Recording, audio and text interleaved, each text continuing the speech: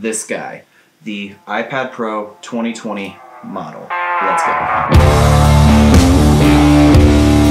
What's going on? I'm Cody. I'm a content creator here in Florida, and I'm just trying to be here to help you guys on your creative journey a little bit. My insight, my expertise, my experience, I guess, to help you get to the next step. Today, we are talking about this guy, the iPad Pro 2020 model. Let's go.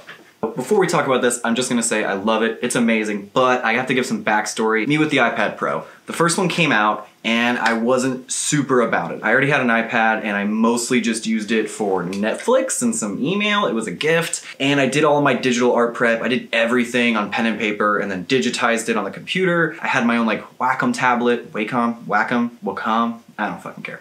I didn't need the iPad Pro when it came out. It had the pen and the pencil and everyone was really into it. It wasn't there yet, so I saved the money. When the next iteration came out, the 10.7-inch second gen, which is the one that still had the home button on it, I know, home button, probably gonna put my hair up at some point. It's kind of hot in here because I didn't turn on the fan, because a mic. When the second gen came out, it boasted brand new specs, a lot of hardware changes, and a lot of people were using it. It got really big in the art community. A lot of people started using the iPad Pro for pretty much all their art stuff, especially digitizing, and they just did a lot of great things. So I pulled the trigger and I got it. There was a deal going on with my carrier. When I got it, I still pretty much only used it for digital art. That was it. I watched Netflix on it on the road, but I just did digital art on it. Sometimes I did it for email. I tried to like use it for more productivity tools and it just never really happened. Wasn't in the cards. It's time for the hair. I'm starting to like sweat. So I have the second gen iPad Pro, the 10.7-inch, and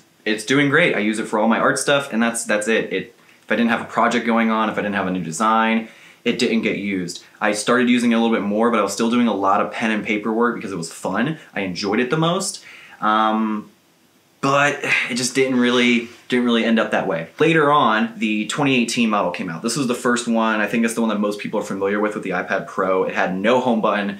It had the new body, the slim edges. It had the new pencil that snapped on.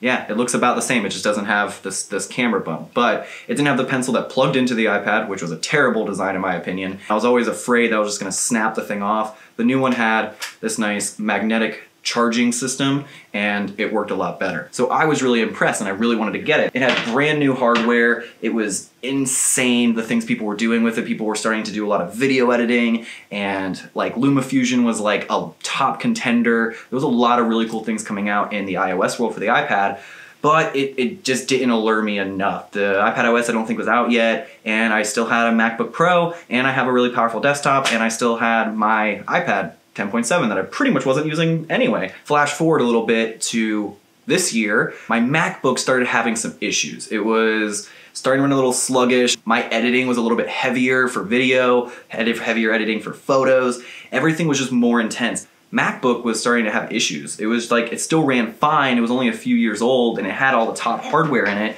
But even with like a quad core i7 and 16 gigs of RAM and a dedicated graphics card, it was just not keeping up. I had put several thousand hours onto the CPU, so I get that it was having some issues, but it was just affecting my workflow in a way that I couldn't handle anymore. But I didn't want to buy a new MacBook. I have a really powerful desktop, which is behind me. I use it for a lot of stuff, but I just didn't want to spend like another $3,000 on a MacBook. It was just insane to me. I looked at my iPad and I was like, okay, let me do some research. Let me hop on YouTube. I had already seen a lot of people doing a lot with it, whether it's like students, doctors, other creatives, people who travel and tour and do all kinds of things and do all their work from their iPad, which to me is crazy. But iPad OS is out, or was out, or is out at the time now, and it came out last year, I just didn't care about it. Now it had file systems, it had all these things, all the apps were like very expansive. They just added the ability to like throw fonts in. Affinity is out and it's doing really well. So I was like, okay, well, let's see. So I took a couple days and I prepped up my iPad with all the apps I would need, everything I would need. I got some dongles to connect like my hard drives, my SD cards, all that jazz, and I was pleasantly surprised. I spent a whole week with it as my daily driver, and it kicked ass. I was able to do everything I needed to do without touching a computer. And when I did, it was like very intentional on my part. So I would edit a video and there'd be like a couple little things that I just wanted to do on my computer because it's faster. I wasn't as comfortable with LumaFusion at the time, or editing things or doing certain design things like on the iPad yet. So I would do those on my desktop because it's just more comfortable and it was faster. And for me, a lot of the things I'm doing with my clients or my work at Grind Time is just, you gotta fucking go, which isn't bad by any means. I love it. So after this week of video editing, editing my photos, working on design preps, all these things, email, productivity, like habit tracking, everything I was doing straight from my iPad, and I didn't touch my laptop once. So I got rid of it, kept the money, and I was like, great, this is cool. So now I wanted to get the new iPad, but there wasn't a new one, there was just a 2018 model, and apparently it was so much better than the 10.7 inch, I was like, yes, let's do it. But I held off, and sure enough, the next month the iPad Pro was scheduled to come out, the new one, the 2020. This comes out and everyone's super pumped on it. Some people are disappointed in it compared to last gens, but if you look at like the way Apple releases things, this is the second version of the 2018 model. So it's gonna have the same body, they're gonna change things like the camera and some of the hardware, but it's not gonna be a massive overhaul like it was with the 10.7 inch to the 2018 model. This isn't the 2018 model, this is the 2020 model. Keep that fair. I did not have a 2018 model. Everyone's super pumped about this. The specs were great. It was better than the 2018 model, so I was all for it. So I got it, and it just came out. So my carrier's gonna have a great deal on it, so I picked one up. And I'll tell you what, I am fucking stoked. Nothing in the tech space has been such a feeling of use, like, I'm at a loss for words. This thing is just amazing. Just killed the game. What are my thoughts on it? I've had it since it came out. It speeds through everything I need to do. And I'm just gonna say that off the bat that coming from the 10.7 inch model, which already was doing really, really well, I was able to fly through design, fly through art, fly through videos. This thing is even better. Now, we are gonna talk about this guy, the 2020 iPad Pro 128 gig model. It feels great. This is a very clean piece of tech. It feels really like fancy when you use it. It holds nice. I like the flattened edges like they had on the iPhone 5 and 5S. I think that was a great like throwback to like bring that because it just feels really nice, really futuristic. It sits well on the lap. It's not too heavy. I didn't get the giant one. I got the 11 inch. But I love it. It is lightning fast. The screen with the 120 hertz refresh rate is fantastic. The other one had that, so it's not too crazy for me. The screen is super bright. It's brighter than the newest MacBooks. I think it's brighter than most laptops are right now. It's brighter than the iPhone.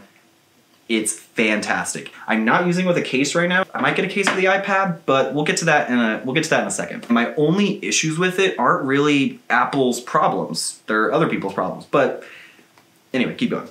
The pencil I like a lot more than the 10.7. If you're using the 2018 model, this is gonna be the same pencil here, and you're not gonna notice a difference. For me, it took a little bit to get used to because it's a little lighter and it's a little smaller, but I like the magnetic snap.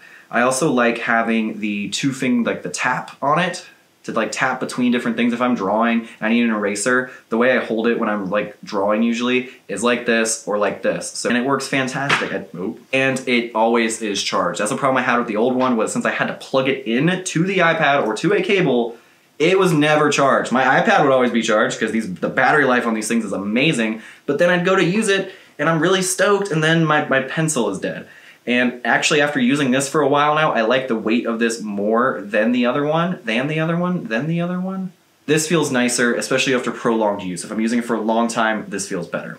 Performance-wise, it's great. I don't have any issues with it. I haven't had any issues with it. Do all my video work in LumaFusion, and maybe a couple other apps if I'm looking for some weird effects and things like that, and I don't want to drop it into Premiere. I don't know how to do it in LumaFusion. Artwork, fantastic. It breezes through everything. Procreate keeps getting more and more updates, and now they just support more layers. It always works great. Adobe Fresco works amazing. Lightroom is amazing. I love editing photos on it. I do things in photos that I didn't do before, like a lot of different like brush strokes or like brush adjustments and different things like that I didn't do before because I was using a mouse or I had to get out my tablet to use it. This just feels great. It's very conducive for being creative and doing exactly what you want. And I'd like to see more developers take advantage of the iPad Pro. I think it's gonna be a really big contender in the editing space once people start adopting other things. I think, and I don't know if that's a developer thing or if that's an Apple thing, like preventing that, which I guess time will tell. And that's like probably a topic for another day, but in short, like I don't see certain apps, like people talk about like, when is like Logic gonna come to the iPad Pro? And things like that, or things like Premiere Pro, I don't see necessarily getting to the iPad right away because a lot of people use third-party plugins. So until those things can be added, I don't see the iPad Pro taking over a big space. But for me right now, I can do pretty much everything I need to. I can plug in my hard drives. So real quick, I use this hyperdrive. So it has, this plugs in right to the USB-C port of the iPad Pro. It looks really similar to one you would find for a MacBook, but it just goes like that. It has USB-C, so while it's plugged in, I can still charge my iPad. It's got two SD card slots, micro and standard, USB, and it's got a headphone jack. This thing is amazing, but it is 90 bucks, but that's not terrible. And probably about that much on my other iPad for other dongles to use things. I can take a hard drive, plug in my SD card straight from my camera, copy over and move over files and organize things, and whether I want to edit it on my desktop or my iPad, I have the ability to. So is it worth buying? I'd say yeah, but here's the thing. If you don't have an iPad, this is a great purchase. If you're upgrading, I don't know if it's worth upgrading from the 2018 model. That's 2 extra cameras, which for me, I actually kind of don't mind having a nicer camera on here, like both the front and the back. Like that's great. Like if I'm hanging out on the couch, editing, drawing, doing something fun on my iPad, and I'm chilling with Alexis and I want to take a cute selfie, boop, I don't have to grab my phone. It's right there, it's easy. That having the additional camera is nice. If I need to scan something, it's actually pretty convenient. And like if I ever do need to FaceTime on it, it's a great camera. So it works great for like video conferencing too, which I don't have to do too often, but it might happen. Also, can't forget the LiDAR scanner for AR and 3D scans of things, but we'll talk about that in another video. So if you're coming from the 2018 model, you might not have a lot of like incentive. If you're somebody that always wants the best tech, has the best thing, then you could sell it, flip it, and get you a 2020 model. If you're coming from the first or second gen, the 10.7 or the first gen, highly, highly recommend it if you're using it regularly. If you don't use it regularly, it's not worth the update. And the reason I say that is just getting a new piece of tech isn't going to make you use it more, isn't going to make your life better, because a lot of things this does, the other one does. This just feels nicer and it's snappier, it's faster. What's left? What else do I have to say? I should have wrote this down. You might notice that I don't have a case. And that's kind of by design. I think having a keyboard would be nice. The added mouse functionality it has now is great. I've tested it. I have a Bluetooth keyboard that I do connect to it when I need it. It works great. So I will be getting a keyboard case at some point. It's just not something I need right now. Probably end up getting the Apple one, but it is a $300 price tag. While that's not like out of this world for a really nice keyboard and case combo, especially one of that design, I just need to put my money in other places for other accessories, other camera stuff. There's just other things I want. I don't need it.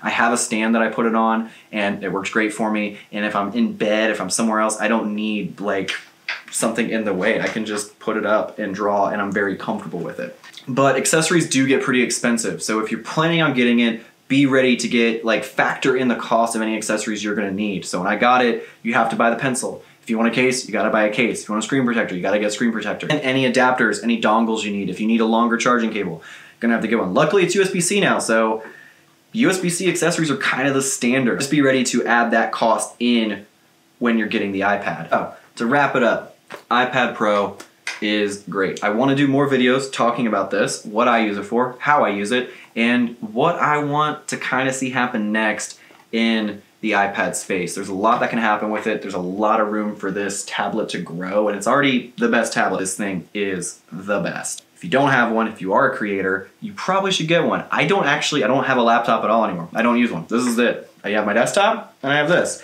Will I get another laptop? Yes, but right now I don't need one. This does everything I need it to do. Get an iPad Pro if you're a creator. I think it'll help you a lot. Thank you for watching. Please like, please share, subscribe, comment below if you use an iPad Pro, if you like it, if you don't. Which model do you have? You thinking about upgrading? What are your favorite apps? Just throw something down there. I'm Cody. Again, I'm here to help you through your creative journey and help myself through my own. Take care. Have a great day. Thank you for watching. Peace.